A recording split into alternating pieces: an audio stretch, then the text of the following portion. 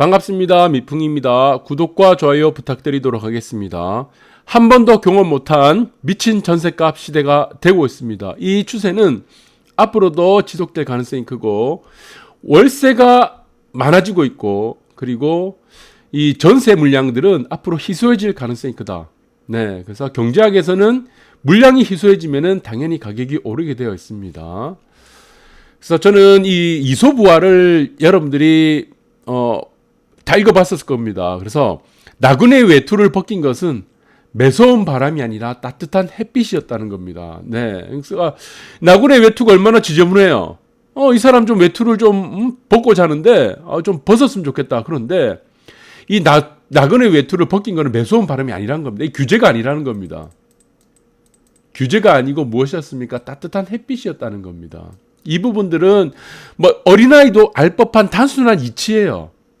여러분들이 세상을 보는 이러한 이치, 네, 이러한 규칙, 이러한 원칙들은 사실은 무엇입니까? 초등학교 2학년 정도만 되면 다 알 수 있는 겁니다. 네, 너무나 간단합니다. 세입자들을 위한 정책을 하게 되면 세입자들이 어떻게 됩니까? 길거리 나가게 되죠. 노동자들을 위한 정책을 하게 되면 어떻게 됐습니까? 노동자들이 길거리에 다 나가게 됩니다. 네, 기업들에게 규제를 하면 어떻게 됩니까? 네, 노동자들이 일자리를 잃게 된다는 겁니다. 마찬가지로 다주택자를 규제를 하게 되면은 세입자들이 길거리 나가게 된다는 것이다. 그것이 무엇입니까? 나그네 외투를 벗긴 것은 매서운 바람이 아니라 따뜻한 햇빛이라는 것이죠. 그래서 이전에 썼던 임대차, 임대사업자들에 대해서 혜택을 주니까 어떻게 되겠습니까? 전세시장이 안정이 돼버렸죠. 네, 기업들에 대해서 세제 혜택을 준다. 기업들에 대해서 법인세를 인하해주고 기업들에 대해서 여러 가지 규제를 완화해주면 어떻게 되겠습니까? 당연히 일자리가 늘어나게 된다는 것입니다. 그것이 무엇입니까? 우리 초등학생들이 보는 나그네 외투를 벗긴 것은 매서운 바람이 아니라 따뜻한 햇빛이었다는 것입니다. 예, 여러분들이 이 부분을 잘 봐야 되는데, 자, 이제 세상이 좀 이상하게 돌아간 것 같아요. 그래서 또 보겠습니다. 그래서 한 번도 경험 못한 전셋값이 돼버렸다는 겁니다. 지금 왜 이렇게 됐습니까? 강북 아파트 절반이 1억 5억이 넘어갔다고 합니다. 5억이. 그래서 임대차 입법이 되고 나서 보시면은 전세값이 1억 3천이 올랐다고 해요. 임대차 3법을 누구를 위한 정책이죠? 네, 세입자. 네, 세입자를 위한 정책이고 누구한테 안 좋은 정책입니까? 임대인한테 안 좋은 거죠. 임대인. 예, 임대인. 집을 내놓은 사람들에게. 그런데 거꾸로 되잖아요.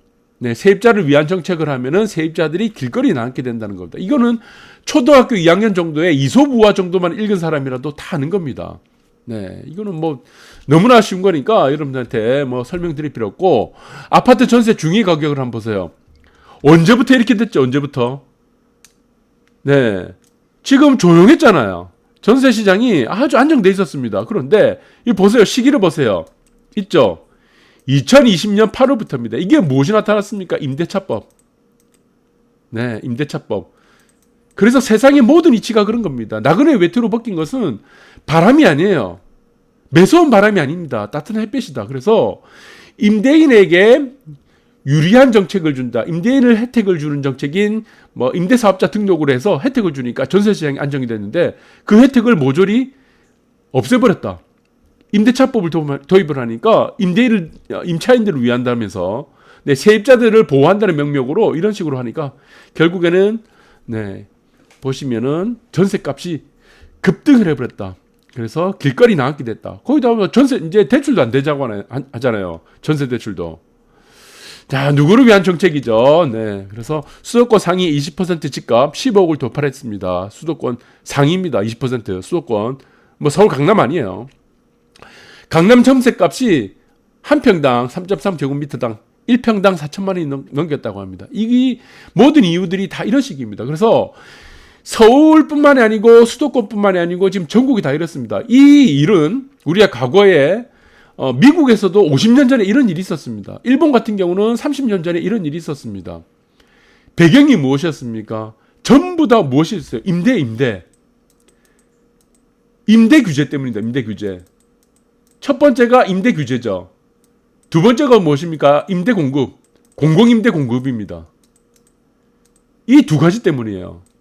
공공임대 공급. 그러니까 양질의 아파트를 민간에서 공급해야 되는 양질의 아파트를 공급한 것이 아니라 공공임대를 해준 거고, 두 번째는 무엇입니까? 임대 규제. 여기서는 마찬가지로 임대료, 뭐 임대료도 되겠죠. 그 다음에 임대차법이 무엇입니까? 임대료도 규제를 하고, 그 다음에 임대 기간도 규제를 한 겁니다.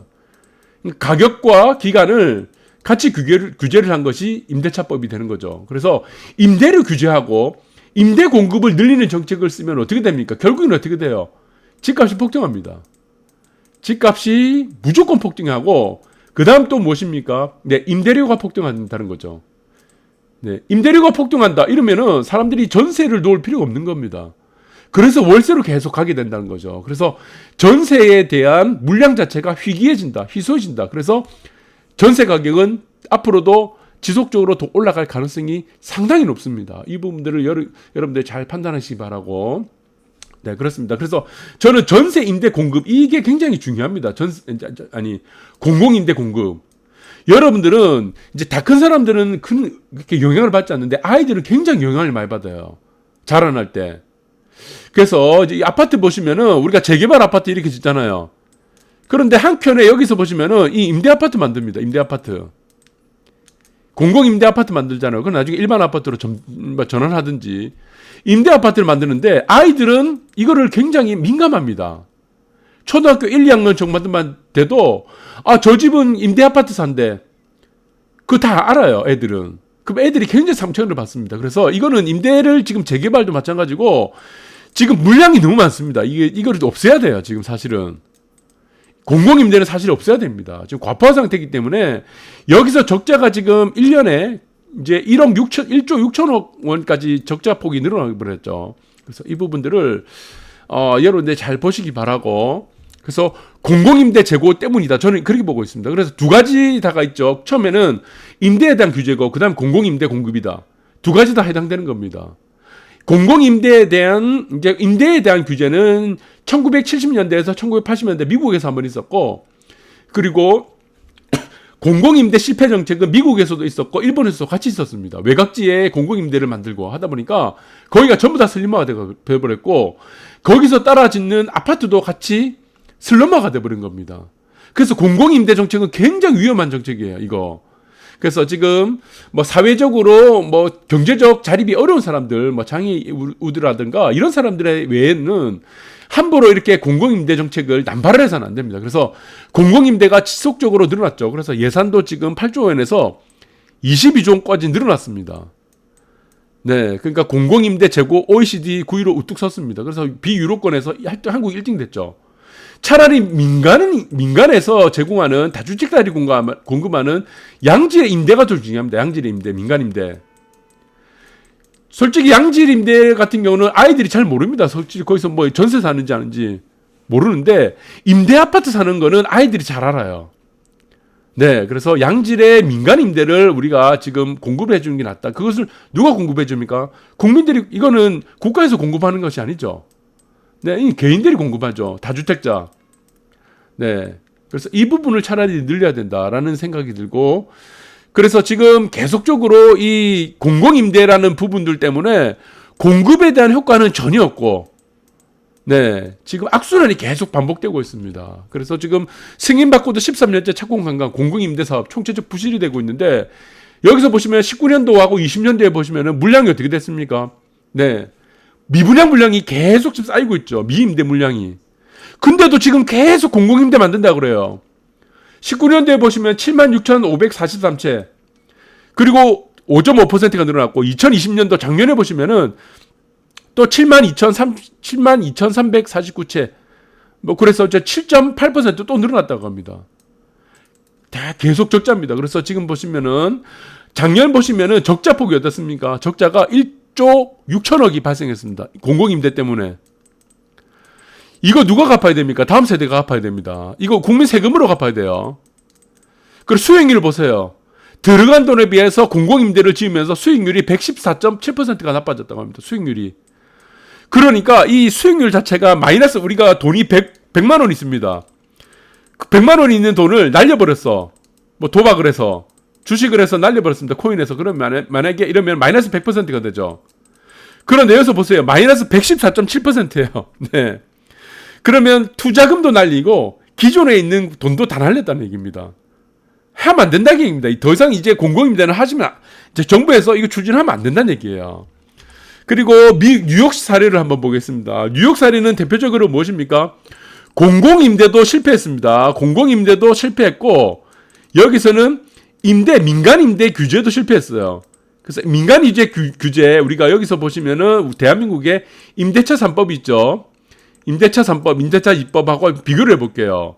이 임대 규제가 얼마나 무서운지를 이 사례를 잘 보시면서 뉴욕시는 규제 정책을 이어갔다. 그래서 1947년부터 건축된 모든 주택 아파트에 대해서 1900 밑에 있습니다. 1971년 7월 1일부터 거주해온 사람들에서 매년 2년마다 7.5%까지 임대료를 올릴 수 있는 제한을 뒀다는 겁니다. 그래서 임대료 규제를 둔 거죠. 임대료. 지금하고 똑같습니다. 대한민국하고 똑같아요. 임대료 규제를 둔 겁니다. 그래서 몇 퍼센트 이상으로 올릴 수 없도록. 그래서 임대료 인상을 시에서 정한 비율을 했다는 겁니다. 우리나라 똑같습니다. 근데 여기서 이제 충격적인 일이 벌어지기 시작하죠. 당초 선의에도 불구하고 이제 선의입니다. 세입자들을 위한 선의의 정책을 한 거죠. 임대료가 유지 보수 비용과 인플레이션을 따라가지 못한 겁니다. 그러니까 임대료가 싼 후미진 지역부터 집주인이 건물을 포기했다. 그래서 결국에는 뉴욕이 유령도시 수준으로 바뀌었다는 겁니다. 왜 그렇습니까? 집주인들이 임대료를 포기한 겁니다. 임대를. 왜? 임대료를 올려야 되는데 임대료를 왜 올려야 되죠? 유지 보수 비용이 늘어나고 그다음 인플레이션 비용이 늘어나잖아요. 그러면 임대를 내줄수록 어떻게 됩니까? 자기들이 손해가 되는 겁니다. 건물주들이. 임대를 내주면 무조건 손해가 되기 때문에 이 임대를 다 포기를 한 겁니다. 건물주들이 이제 임대를. 그러다 보니까 도시가 유령도시가 된 거예요. 그러면은 임대가 필요한 사람들이 있을 겁니다. 그 사람들이 어디로 가죠? 도시에서 다 쫓겨나는 거죠. 그러면은 결국에 남은 건 뭡니까? 공급이 없어지는 겁니다. 이 건물도 안 짓는 거예요, 나중에는. 왜? 건물을 지어서 임대를 내줘야 되는데 임대를 내줄수록 손해가 되니까. 공급이 다 정체가 된 거죠. 80년대부터는. 뉴욕시가. 그리고 세입자들은 어떻게 되겠습니까? 임대를 필요한 사람들은 전부 다 쫓겨나 버린 겁니다. 외곽으로. 그렇게 된 겁니다. 어마어마한 일이 벌어진 겁니다. 뉴욕시 전체가. 뉴욕시에 보시면은 맨하탄도 마찬가지 이런 일이 벌어진 겁니다. 그래서 임대료 규제 정책은 경제학 수업에서 가장 먼저 배우는 내용이다. 무엇입니까? 누가 손해를 봐요? 결국에는 도시에 멀쩡한 건물들이 많은데 그 건물들에다가 전부 임대를 다 포기한 겁니다. 건물주들이. 임대료를 올리지 못하니까. 그러니까 이 세입자들이 결국 어떻게 되니까 외곽으로 쫓겨난 거예요. 뉴욕을 쫓겨난 겁니다. 직장에서 3시간 정도가 거리가 된 곳에다가 3시간이요. 거기 집을 마련할 수밖에 없는 거예요. 그래서 이것이 무엇입니까? 선의로 도입한 정책입니다. 초등학생도 다 아는 정책이죠. 이거는 경제학 수업에서 가장 많이 배우는 내용이다. 그래서 선의로 도입한 정책은 역효과를 부른다는 겁니다. 항상 역효과입니다. 노동자를 위한 정책을 하면 항상 노동자들이 피해를 입습니다. 세입자를 위한 정책을 하면 항상 세입자들이 길거리에 놨는다는 겁니다. 그래서 선과 악을 구분해서 정책을 하시면 안 된다는 겁니다. 하면 안 된다는 얘기예요. 무엇에 따라 정책을 짜야 됩니까? 수요 공급이죠. 수요 공급. 수요 공급에 따라서 모든 정책이 이루어져야 된다. DS 곡선. 디맨드 서플라이 수요 공급.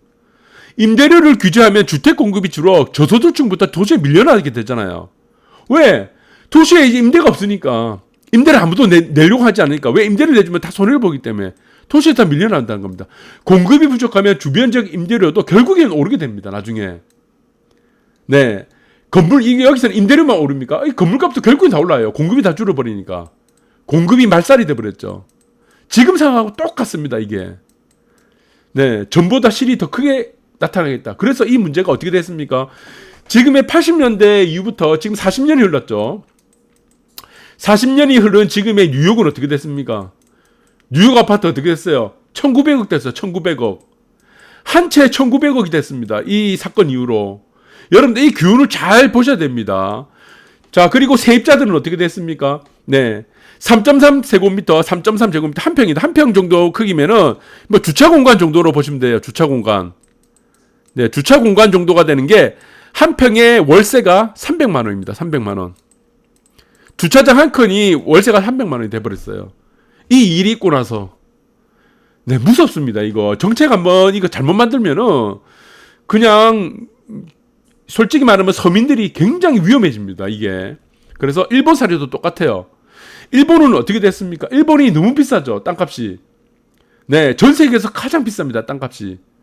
근데 외곽에다가 지금 아파트를 짓고 공공임대를 짓기 시작했습니다. 외곽에 아파트 비싸다고. 땅값이 비싸니까 공공임대 짓고 그 다음에 개발을 도시계획을 어디로 했습니까? 도시계획을. 일본 같은 경우는 도시계획을 중심에다 하지 않았어요. 중심에다가. 재개발 재건축을 안 했습니다. 그리고 어떻게 했습니까? 외곽에다 했죠. 외곽에다가. 외곽에다가 아파트를 막 만들고 뭐 2시간 거리, 3시간 거리, 중심가에서 1시간 거리 이렇게 하다 보니까 여기서 어떤 현상이 벌어졌나? 정비업체 있을 겁니다. 정비업체 있고 뭐 도시계획 업체 있고 네, 도시계획이 있고 그 다음에 또 무엇입니까? 설계업체들이 어떻게 들어갔습니까?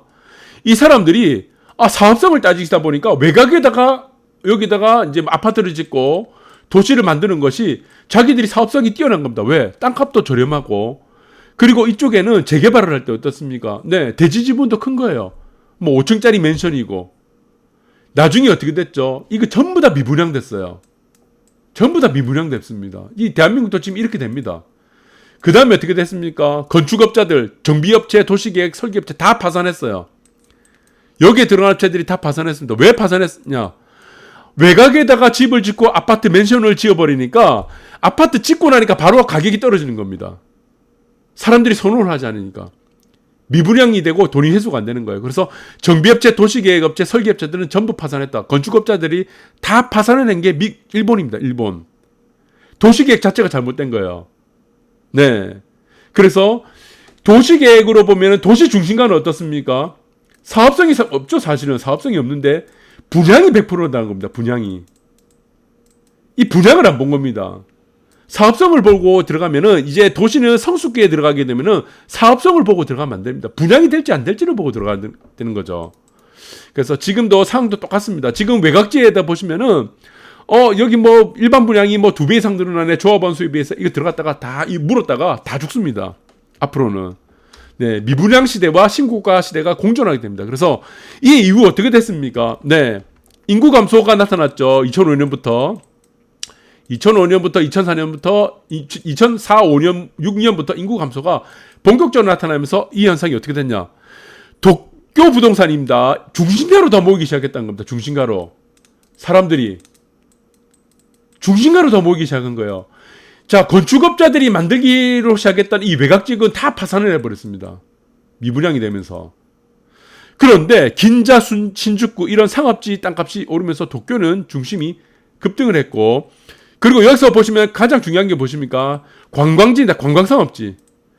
관광지 같은 곳들은 뭐 맨션 가격도 뿐만 아니고 땅값이 17억까지 올라갔습니다. 외곽은 영원이 돼버린 거죠. 영원. 이 양극화가 어마어마했다는 겁니다. 그래서 보시면은 도쿄 중심지 미나토구는 여러분들 레인보우 브릿지, 예, 뭐 광안대교 같은 레인보우 브릿지가 보이는 다리가 있습니다. 예, 이 다리가 보이는 곳이 보시면은 지금 위치한 맨션 가격은 뭐 150억 원에 달한다고요. 평균 뭐 150억 원에 달한다. 지금 우리나라 뭐 지금 30억, 40억하고 뭐 강남권하고 비교가 안 됩니다.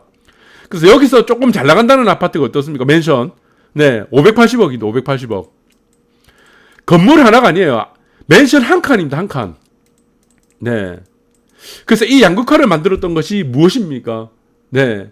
외곽지에다가 공공임대를 짓고 외곽지에다가 아파트. 거기 사업성이 좋을 것 같아 해서 몰려들고 나서 결국은 어떻게 됐습니까? 일본도 마찬가지고 미국도 마찬가지입니다. 네.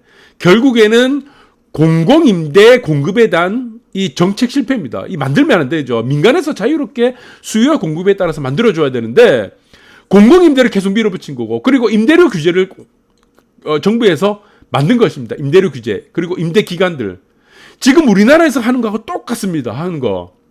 그 결론이 어떻게 되겠습니까? 여러분들이 상상할 수 없는 양극화로 갑니다. 이거는 어마어마한 양극화로 간다는 거 제가 계속 말씀드린 거예요. 이 양극화. 여러분들이 이 양극화는 상상하지 못해요. 지금 상기심 도시 만든다고 네 지금 난리치죠. 저는 이거 나중에 유령도시 될 가능성이 큽니다. 이제 유령도시 된다는 가능성이 크게 봅니다. 지금 서울 수도권에서도 서울 중심지까지 가는 시간이 1시간 넘어가면은 유령도시 됩니다, 나중에. 네. 뉴욕 사례 똑같이 나타납니다. 일본 사례 똑같이 나타나요. 그리고 이 양극화는 어떻게 나타난다 생각했습니다. 제가 말씀드렸어요. 2023년부터 본격적으로 나타납니다. 그래서 지금 재개발 재건축도 어떻게 됩니까? 외곽지 들어가면 안 돼요. 서울도 마찬가지고 부산도 그렇고 외곽지로 가면 안 됩니다. 예. 그래서 사업성을 보고 가는 것이 아니고 무조건 분양으로 가야 된다. 이 부분들 여러분들이 잘 체크하시기 바랍니다. 감사합니다.